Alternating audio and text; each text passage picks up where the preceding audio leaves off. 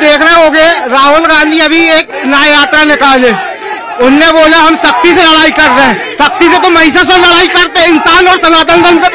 ठीक है जी, बताइए।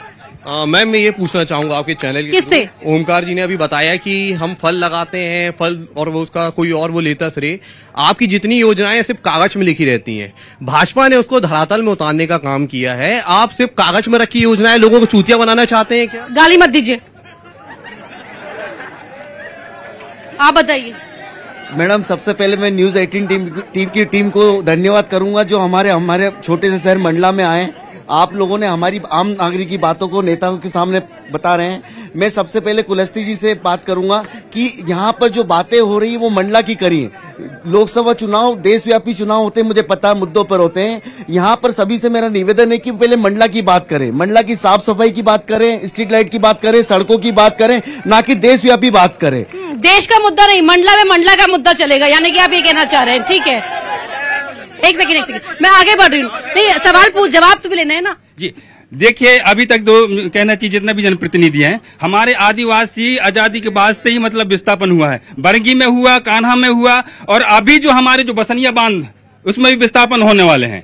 तो ये विस्थापन के लिए हमारे जितने भी अभी ये क्या कर रहे हैं प्रतिनिधि, क्या कर रहे हैं जी? फग्गन सिंह कुलस्ते जी, क्योंकि आप सिटिंग एमपी है तो पहले आपसे जवाब ले लेते हैं। देखिए पहली बात तो जितने भी आपके इस प्रकार के डैम या उद्योग जो भी स्थापित होते हैं, दो विषय इसमें लागू होते हैं। अगर इंडस्ट्री के बारे में विचार करना है तो आप लोगों को मैं कहना चाहता हूं, देखिए 90 में मैं पार्लियामेंट सेक्रेटरी था इस जिले से, निवासी विधायक के नाते सबसे पहला काम मैंने उस समय ग्रोथ सेंटर का किया। आपको पता होगा अभी 2 महीने पहले मैंने 10 यूनिट, 5 का फाउंडेशन किया, 5 का इनॉग्रेशन किया। कितने ऐसे लोगों को एम्प्लॉयमेंट वहां में लाए, ये इसका हिसाब आपको पता नहीं होगा। अगर आप इस प्रकार की बात है जहां से हमको रोजगार मिल सकते हैं, हमने इसके बारे में भी आगे बढ़ रहे हैं। अभी न्यूक्लियर पावर प्लांट का भी विषय आया। देखिए हिंदुस्तान के अंदर अगर इस प्रकार के काम होंगे तो स्वाभाविक लोगों को रोजगार मिलेगा। अभी जहां तक डैम का सवाल है, आपको मैं कहना चाहता हूं, अगर बरगी डैम का निर्माण हुआ और 90 में जब क्लोजिंग हुआ, मैं उस समय विधायक निवास का था। लोगों के अगर आंसू पोंछने का काम अगर उस समय हुआ, पिछली कांग्रेस की सरकार ने केवल पाप किया, पुनर्वास के नाम पर भ्रष्टाचारी किया, लोगों को लूटा। यहां अभी बरगी की बात करते हैं, किसने पाप किया ये आपको देखना पड़ेगा। और मेरे आने के बाद मैं यही है। ठीक है सर। मरकाम जी, वहां से एक सवाल यह आया था कि आप कांग्रेस की बातें सिर्फ कागज पर होती हैं, धरातल पर नहीं। देखिए एक हमारा एक युवा साथी भाजपा का इतना उत्तेजित है कि उनके शब्दों में अहम आ गया, उनके शब्दों में अहम आ गया, और आपने टोका इस बात के लिए मैं धन्यवाद दूंगा। और मैं ये कहना चाहता हूं कि जिस तरह से भाजपा के अंदर अहंकार है, आज किसानों की बात सुनने के लिए तैयार नहीं है। आजादी के बाद पहली बार अन्नदाता किसानों से इतना बेरुखी के साथ प्रधानमंत्री का रवैया रहा, जो पूरे दुनिया में हमारा साख कमजोर करता है।